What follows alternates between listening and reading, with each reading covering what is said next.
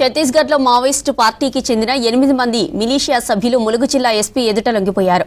వీరంతా ఛత్తీస్గఢ్కు చెందిన వారని చెప్పారు. మావోయిస్టు పార్టీ రాష్ట్ర కార్యదర్శి దామోదర్కు భద్రతగా ప్లాటూన్ మెంబర్లుగా కొనసాగుతున్నారు. వివిధ కారణాలతో లొంగిపోయారని ఎస్పీ అంబరీష్ తెలిపారు. ప్రభుత్వం కల్పిస్తున్న సదుపాయాలను సద్వినియోగం చేసుకునేందుకు హింసను వదిలి జనజీవన స్రవంతిలో రావాలని చెప్పారు. ములుగు జిల్లా ఎస్పీ ఆఫీసులో 8 మంది మావోయిస్టులు మిలీషియా సభ్యులకు రివార్డులు ఇచ్చారు. తెలంగాణ పోలీస్లో తెలంగాణ గవర్నమెంట్ సరెండర్ పాలసీ చాలా మంచిది.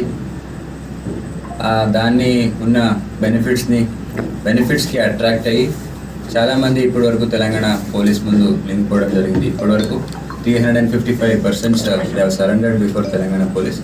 యాజ్ పార్ట్ ఆఫ్ దిస్ ఈరోజు కూడా 8 మంది లొంగిపోవడం జరుగుతుంది.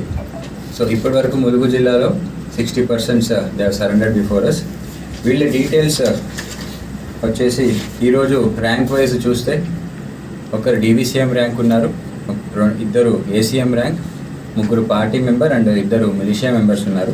ఈరోజు సరెండర్ అవుతున్న క్యాడర్ని మీరు క్లోజ్గా అబ్జర్వ్ చేస్తే దీంట్లో మిలిటరీ ఫార్మేషన్ వాళ్ళు ఎక్కువ ఉన్నారు. అయితే దీంట్లో ఒక DVCM శివలాల్ అని ఎవరు ఉన్నారో ఆయన 2nd CRC కమాండర్గా పనిచేశాడు.